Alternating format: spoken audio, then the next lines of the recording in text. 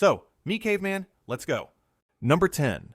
The Sandby Borg Massacre. On a windswept stretch of the Swedish island of Öland, in the cold Baltic Sea, stands a ring of gray stone. It is one of about 15 ancient forts on the island, and from the outside it looks unremarkable.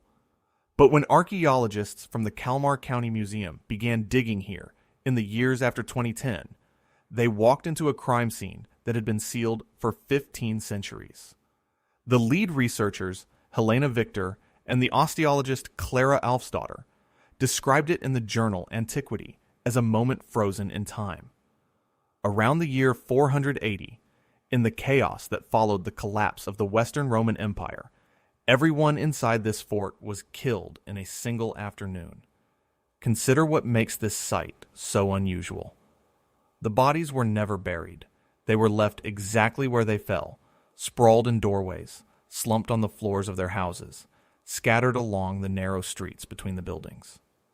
The team has recovered the remains of at least 26 people, encountered roughly 30 unburied bodies, and they estimate that 200 to 300 more still lie underground, untouched. The youngest victim was an infant no older than 18 months. This was not a defeated warband. This was an entire community. The injuries tell the story. Skulls were crushed by blunt blows. Some struck from behind. There's at least one decapitation. There are no weapons lying beside the dead, and none of the defensive wounds you would expect from a two-sided fight. This was a surprise attack, possibly at night, on people who never had the chance to resist. And here is the detail that changes everything. In 5 separate spots, the attackers left behind hidden caches of treasure, gilded silver brooches, glass and amber beads, finger rings, even Roman gold coins.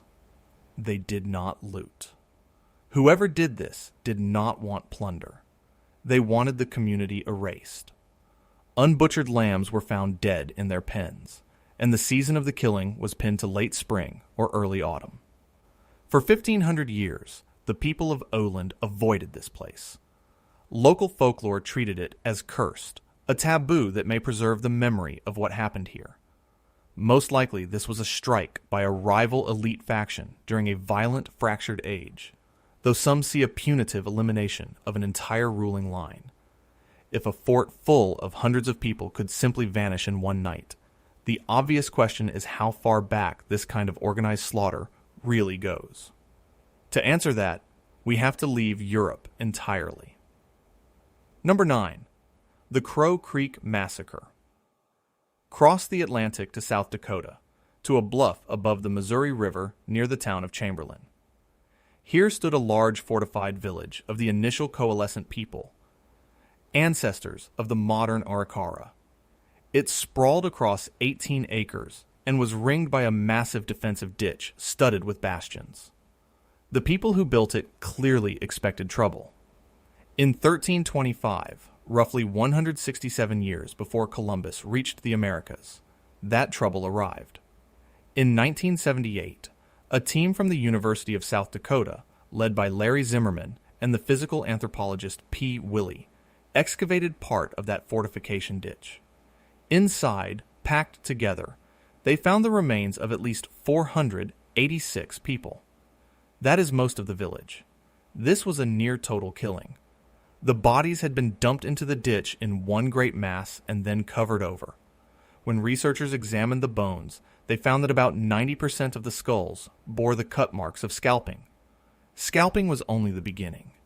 There was decapitation, the removal of hands and feet, tongues cut out, teeth deliberately broken, and dismemberment of almost every kind.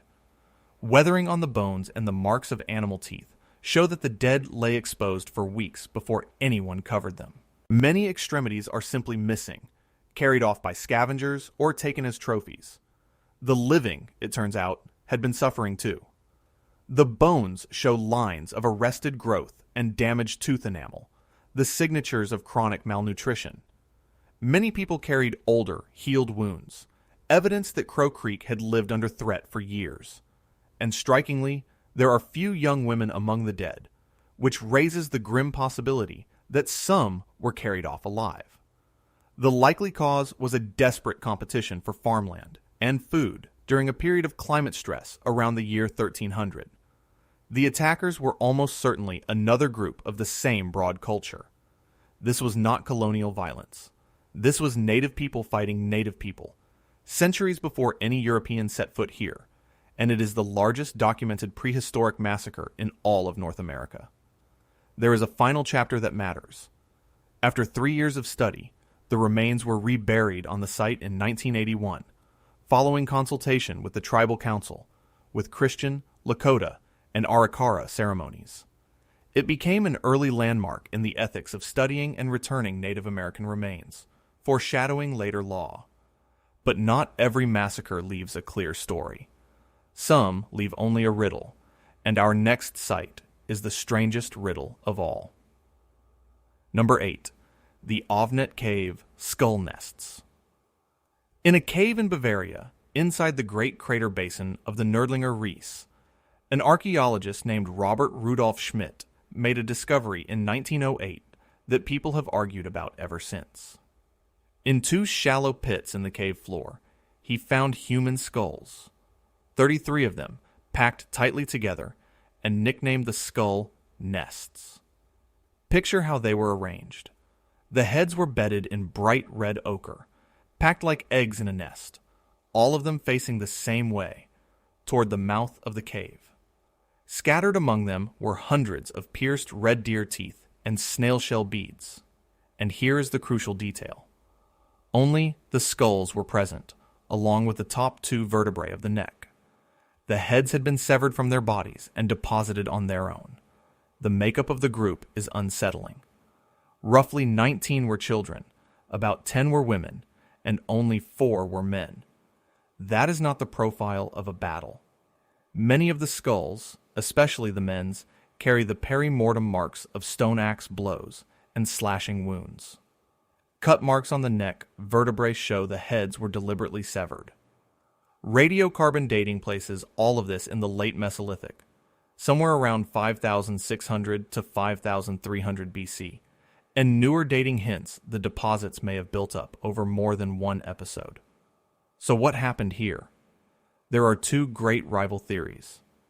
The first says this was a massacre, a foraging band cut down and their heads collected. The second says this was a reverential burial rite, in which the heads of the dead were curated and interred over generations. A major German research project called Ofnet Revisited has re-examined the chronology, the injuries, and the DNA to try to settle it. The most compelling reading may combine both, victims of real violence, who were then given a ritual head burial. If it was a massacre, Ofnet is among the earliest evidence of warfare among European hunter-gatherers, long before farming arrived. Tragically, the original skulls were damaged, or lost during the Second World War. So much of the modern analysis relies on early casts and photographs. The sheer labor invested, thousands of ornaments, links Ofnet to a wider Mesolithic world of head symbolism. This is the deep problem at the heart of studying ancient death. The very same bones can be read as an atrocity or as an act of reverence. How could we ever know for certain? Sometimes, though, the evidence leaves no room for doubt, and our next site is one of them. Number 7. The Fin Cop Hillfort Massacre. Above Monsell Dale in the English Peak District in Derbyshire sits an Iron Age hill fort called Fin Cop.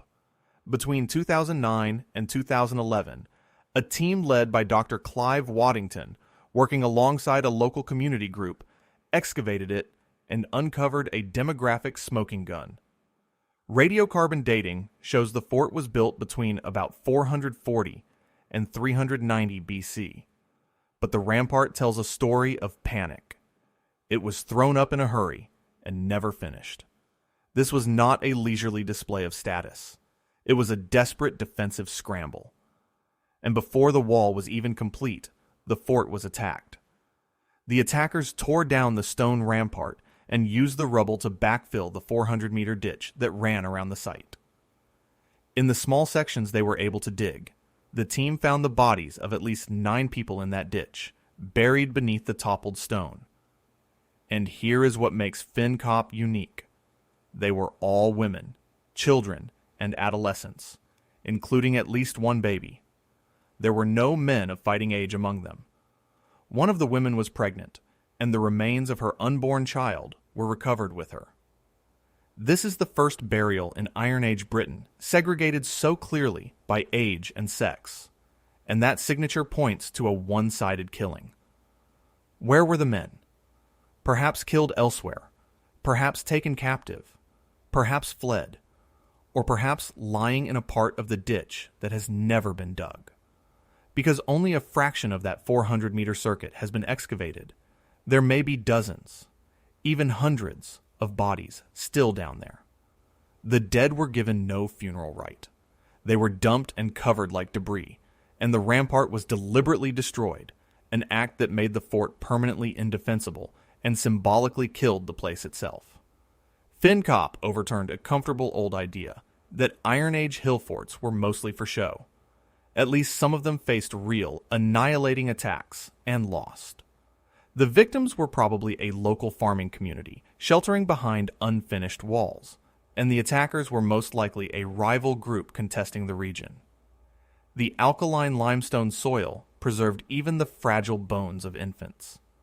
The debate goes on about whether Fin Cop was a rare shock or a routine feature of Iron Age conflict, but it stands as stark proof that so-called Celtic Britain could be extraordinarily violent, capable of wiping out an entire group of non-combatants and hiding them in a ditch. And this pattern, farmers turning on farmers, runs much deeper in time than the Iron Age. Number 6. The Asparn-Schletz Massacre. To find the roots of that violence, go back to the very first farmers of Central Europe. Around 5200 BC, in what is now Lower Austria, stood a settlement of the linear pottery culture, known by its German initials, the LBK. These were the pioneers who brought agriculture into the heart of Europe. And at a site called Schletz, near Asparn, their world ended in slaughter. The settlement was surrounded by a system of segmented ditches and palisades, defensive earthworks that by themselves reveal an age of deep insecurity. Excavations directed by Helmut Windel, beginning in 1983, uncovered human remains scattered through those ditches. So far, the disarticulated bones of more than 60 people have been recovered, and the true number is thought to be higher. The anthropologist Maria Teschler-Nicola of the Natural History Museum in Vienna led the study of the injuries. The dead included roughly 27 children, 26 men, and 13 women. Once again, young women are underrepresented, hinting at abduction. Many skulls showed devastating blunt force trauma, consistent with blows from the distinctive LBK stone adzes, the tools these farmers used to work wood. The bodies were not buried according to normal custom. They lay face down, twisted into unusual postures, jumbled together where they had fallen or been thrown. Marks left by scavenging animals show the corpses were left exposed for a long time before anyone covered them. What makes Schletz so important is that it does not stand alone. It belongs to a cluster of massacre sites from the final phase of the LBK, alongside Talheim in Germany and Herxheim. Together, they suggest something systemic, not a series of isolated feuds, but a wave of general warfare sweeping across Europe's first farming societies. Radiocarbon work by Wild and colleagues in 2004 anchored the killing to the very end of the LBK sequence. Why did it happen? The leading theories point to a system reaching its limits. Farmland saturated, a deteriorating climate, fierce competition for resources, and a general social breakdown. The defensive ditches show these people saw the attack coming and fortified against it, and were overwhelmed anyway. Some researchers now use the heavy word genocide for Schletz and its parallels. The lesson cuts against a cherished assumption. We often imagine that farming brought settled peace and plenty. Schletz says otherwise. Exterminatory violence appeared very early in the story of agriculture, and as human societies grew more complex, the violence did not fade. It escalated, and it became more deliberate, as our next site shows in horrifying detail. Number 5. The Sacred Ridge Massacre. In Ridges Basin, about 8 miles southwest of Durango, Colorado, archaeologists excavating ahead of a reservoir project uncovered one of the most disturbing deposits in the American Southwest. The site is called Sacred Ridge. It was the largest and highest status village in the basin, an early ancestral Puebloan community, occupied between about the years 700 and 810. Around the year 800, that village was destroyed. The scale of the evidence is almost hard to comprehend. In just 2 pit structures, researchers identified about 14,882 fragments of human bone, belonging to at least 35 people, men, women, and children. That is roughly half the entire population of the village, and these bodies had not simply been killed, they had been processed. The bones carry the marks of extreme trauma inflicted at or around the time of death: fractures, cut marks, dismemberment, and burning. The specific mutilations are chilling. There is evidence of the feet being beaten and crushed, of scalping, of facial mutilation, of eye gouging. This level of processing goes far beyond what is needed simply to kill someone. It points to deliberate torture, mutilation, and possibly the display of remains. The key study, by James Potter and Jason Chwipka, published in 2010, argued that this was not starvation cannibalism, but targeted ethnic violence. Their evidence came from the bones themselves. A biodistance analysis, based on inherited dental traits, showed the victims were a biologically cohesive, inbreeding group, distinct from the wider population of Ridges Basin. Differences in biology and diet marked them as an identifiable subgroup. In other words, they were singled out for who they were. The researchers interpret Sacred Ridge as ethnocide, a deliberate attempt to physically eliminate one specific community and erase its identity. The strange, punitive crushing of the feet may have been meant to humiliate the victims.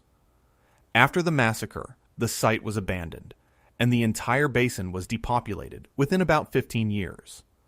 It coincided with a period of intense social stress and reorganization across the region. Sacred Ridge is one of the earliest and largest mass violence deposits in the Southwest, and it reignited a long, bitter debate over the scale of ancestral Puebloan violence, a debate that once centered on accusations of cannibalism. Most researchers now read this as mutilation and identity-based killing rather than nutritional cannibalism, though the argument continues. It shatters any romantic image of a peaceful ancestral Southwest. Up to now, our stories have come mostly from Silent Bone. But for the next massacre, the victims left us words. Number 4. The Melian Massacre. In the summer of 416 BC, on the small volcanic island of Melos in the Aegean Sea, one of history's most famous atrocities unfolded, and unlike everything we have seen so far, it comes down to us not through bones, but through one of the greatest works of ancient literature. Melos was a Dorian island with ancient ties to Sparta, and it was trying to stay neutral in the long war between Athens and Sparta. Athens would not allow it. The Athenians sent a force of about 38 ships and 3,000 troops to compel the island into their empire. Before the fighting began, Athenian envoys sat down with the leaders of Melos to negotiate, and the historian Thucydides recorded that exchange as the Melian Dialogue. It is one of the coldest passages ever written. The Athenians brush aside every appeal to justice, neutrality, and the gods, and state their philosophy plainly. The strong do what they can, they say, and the weak suffer what they must. The Melians refuse to submit. They put their trust in their freedom, in the hope that Sparta would come to their aid, and in the favor of the gods. None of it came. The Athenians laid siege to the town, built a wall around it, and blockaded the island through the autumn and winter. At last, worn down by starvation and betrayed from within, the Melians surrendered unconditionally. What followed was not a battle. It was a deliberate political massacre. The Athenians executed every adult man of military age they had captured. They enslaved all the women and children and sold them across the Greek world. Then, they sent out 500 of their own colonists to occupy the emptied island. A neutral community had been annihilated and replaced, purely as a demonstration of power. Thucydides presents the episode as a moral low point, a case study in how imperial power corrupts and abandons justice. And it is no accident that in his narrative, the very next event is the disastrous Athenian expedition to Sicily, as if this act of hubris invited its own punishment. The Melian dialogue became a foundational text of political realism, quoted for over 2,000 years, from Hobbes to the theorists of modern international relations. It proved that democratic, cultured Athens was fully capable of exterminating fellow Greeks in the name of empire. The dead of Melos were named in history, but some massacres did more than end a community. They redrew the map of an entire continent, and the next one settled the shape of Europe for 2,000 years. Number 3. The Teutoburg Forest Massacre. In September of the year 9, deep in the forests of northwestern Germania, 3 entire Roman legions marched into a trap and never marched out. The event is known as the Varian Disaster, and it took place most likely near modern Chalcis. The legions destroyed were the 17th, the 18th, and the 19th, together with their auxiliaries, cavalry, and a long train of camp followers. The Roman commander was Publius Quinctilius Varus, the governor of Germania. His opponent was a Germanic chieftain named Arminius of the Cherusci tribe, and Arminius was no stranger to Rome. He held Roman citizenship, he had equestrian rank, and he had served as an officer in the Roman auxiliary forces. He knew exactly how the legions moved and fought, and he used that knowledge to destroy them. He fed Varus a false report of a rebellion, luring the legions off their planned route and into unfamiliar country, dense forest, and treacherous bog. The terrain did what no open army could. Narrow tracks, rain, and mud made it impossible for the Romans to form their tight, disciplined battle lines, stripping them of their single greatest advantage. The Germans had built concealed ramparts of turf along the route, a detail confirmed by archaeology at Chalcis, and from behind them they hurled javelins and charged the strung-out Roman column. The running battle lasted 3 to 4 days as the Romans tried and failed to fight their way to safety. Between 15,000 and 20,000 Roman soldiers were killed. An entire field army was annihilated. Varus, seeing the disaster was total, took his own life. The 3 sacred eagle standards of the legions were captured, a supreme humiliation. The Roman historian Suetonius records that the Emperor Augustus was so shattered that he beat his head against a door, crying out for Varus to give him back his legions. The numbers of those 3 legions were never used by the Roman army again. Decades later, the battlefield was found at Chalcis through scattered coins, weapons, armor, and mass graves, including a famous iron cavalry face mask. Here is why this massacre changed the world. Although Rome launched punishing reprisals, it permanently abandoned any plan to conquer Germania east of the Rhine. That river became the lasting frontier between the Roman world and the unconquered Germanic peoples. And that frontier shaped the deep cultural and linguistic divide between Latin Europe and Germanic Europe that still runs through the continent today. One ambush in a forest fixed a boundary that has lasted 2,000 years. But if Teutoburg drew a line, our next massacre erased an entire civilization from the earth. Number 2. The Destruction of Carthage. For over 700 years, the city of Carthage, near modern Tunis, had been one of the great powers of the Mediterranean, a Phoenician-founded maritime empire, and Rome's most feared rival. In the year 146 BC, Rome wiped it from the face of the earth. The Third Punic War, which ran from 149 to 146 BC, was provoked by Rome even though Carthage no longer posed a serious military threat, driven by fear, commercial rivalry, and old hatred. The senator Cato the Elder ended every speech with the same words: Carthage must be destroyed. Rome besieged the city for roughly 3 years. Carthage was formidable, protected by a massive triple wall on the landward side and a great enclosed harbor. In 147 BC, command passed to Scipio Aemilianus, who tightened the blockade and sealed off the harbor with an enormous stone mole. The Carthaginians, though slowly starving, refused to surrender. They melted down statues to forge weapons and prepared to fight to the very end. In the spring of 146 BC, the Romans finally breached the walls, and then came 6 days of the most brutal urban warfare of the ancient world. The Romans had to take the city street by street, house by house, fighting from rooftops and through doorways in a dense city of tall buildings, burning and demolishing as they advanced. The last defenders made their final stand on the heights of the Bursa citadel. Most of the population, which had numbered in the hundreds of thousands, was killed in the assault and its aftermath. Around 50,000 survivors surrendered and were sold into slavery. The city was systematically burned. The fires are said to have raged for days, and the site was razed to the ground. The famous story that the Romans sowed the fields with salt is actually a modern myth, found nowhere in the ancient sources. According to legend, Scipio himself wept as he watched the city burn and quoted Homer, foreseeing that one day Rome, too, would fall. The consequences were immense. Carthaginian territory became the rich Roman province of Africa, a grain basket that would help feed Rome for centuries. Rome's last great Mediterranean rival was gone, and the road to imperial dominance lay open. In that very same year, Rome also sacked the Greek city of Corinth, a twin demonstration of ruthless power that shocked the entire ancient world. The destruction of Carthage became the archetype of total war, a byword for the complete erasure of a people.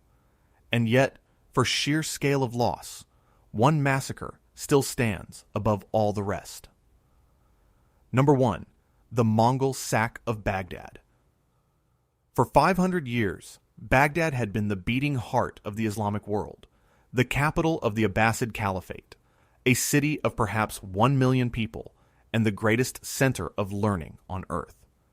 In the year 1258, it was destroyed so completely that many historians mark its fall as the end of an entire golden age. The attacker was Hulagu Khan, a grandson of Genghis Khan, at the head of one of the largest armies the Mongols ever assembled. The reigning caliph, Al-Mustasim, refused the Mongol demand to submit and pay tribute, badly misjudging both Mongol strength and the loyalty of his own defenders. The siege began at the end of January and lasted less than 2 weeks.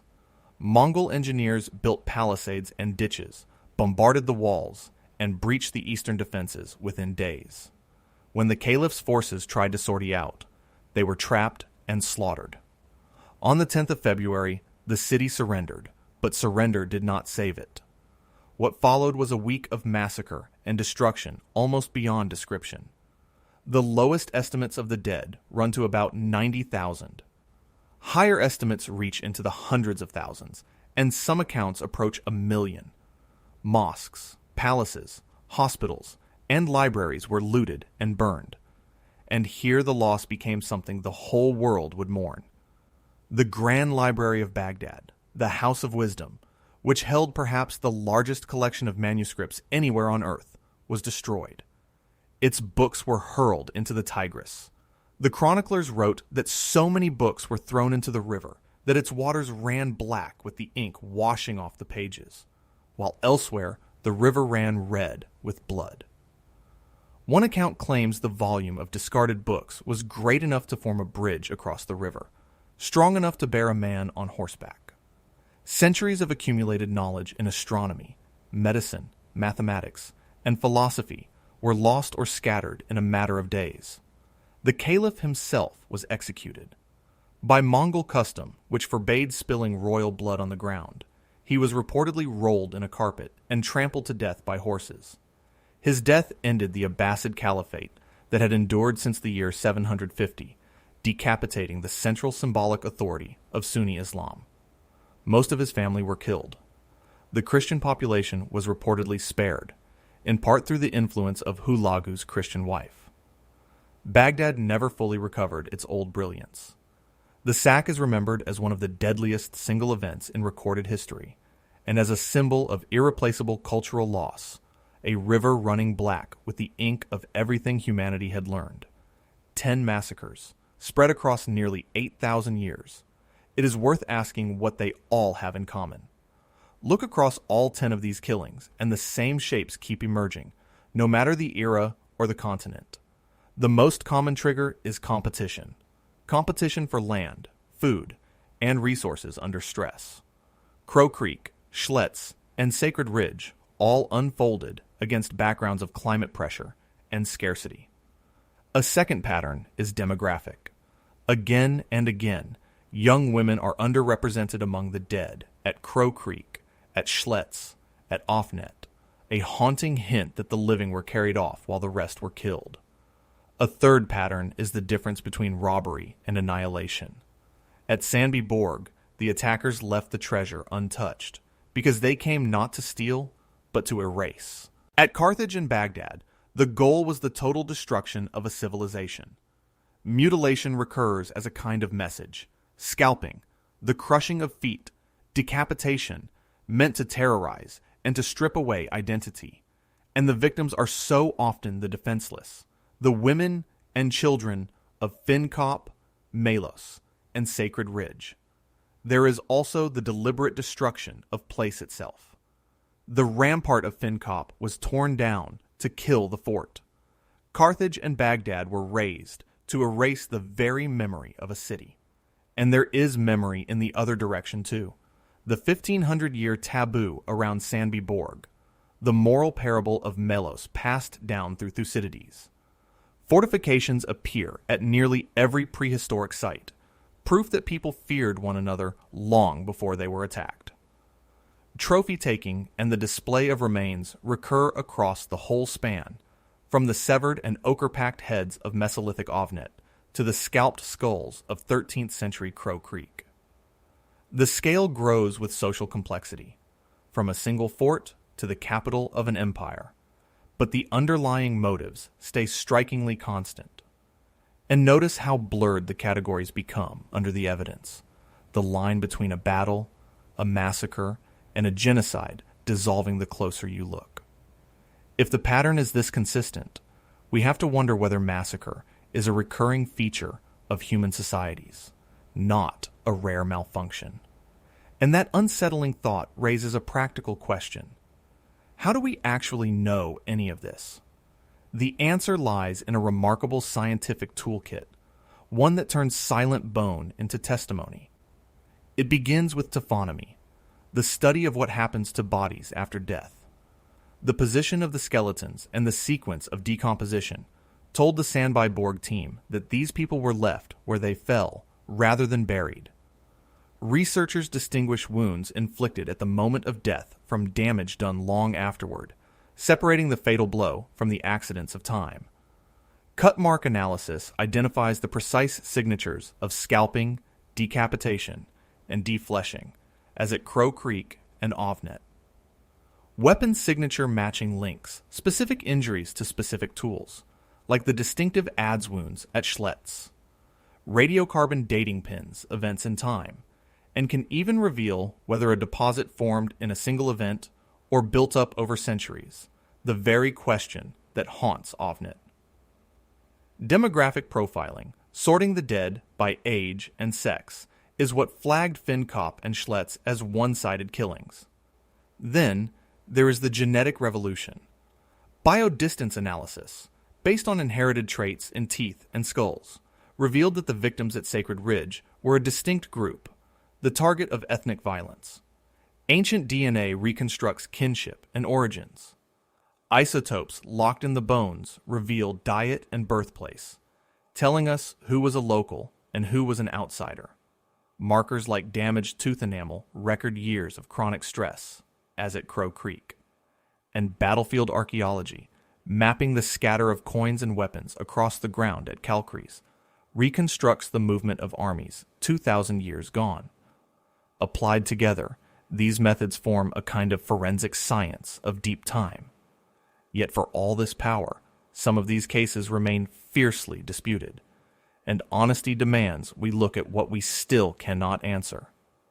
Every one of these sites still guards its secrets. Was Ofnet a massacre, a burial rite, or both? And did it happen in one terrible day, or across many generations? How many bodies still lie unexcavated, the 200 to 300 believed to remain at Sandby Borg, the dozens or hundreds possibly ringing the ditch at Fin Cop? At almost every prehistoric site, the identity of the attackers is invisible. The victims remain, but the killers vanish from the record entirely. The recurring shortage of young women could mean abduction, or it could mean they were simply buried somewhere we have not looked. There is a fierce debate over whether words like genocide and ethnic cleansing can fairly be applied to Schletz and Sacred Ridge, or whether they impose modern concepts on an ancient world. The death tolls for the Great Sacks are enormously uncertain, with Baghdad's estimates ranging from 90,000 to 1 million. We cannot even be sure how much of the famous Melian dialogue is a genuine record, and how much is Thucydides putting words into mouths. Did the massacre at Teutoburg truly save Germania from conquest, or would Rome have pulled back from that difficult frontier anyway? How do we cleanly separate cannibalism from mutilation in the Southwest? What truly triggered the wave of violence that ended the LBK?